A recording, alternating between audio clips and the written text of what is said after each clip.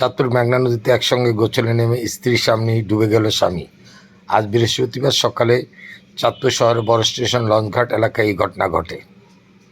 নিখোঁজের নাম জহিরুল ইসলাম। জহিরুল ইসলামের বাড়ি বরিশাল। স্ত্রী ও 2 সন্তান নিয়ে বড় স্টেশন মেঘনা পাড়ে ভাড়া বাসায় থাকেন তিনি।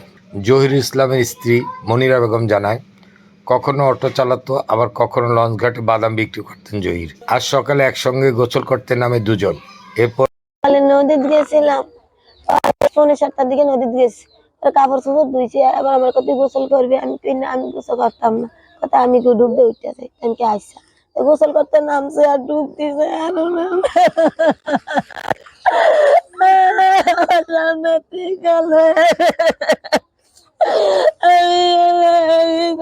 আর জহিরকে উঠতে দেখিনি।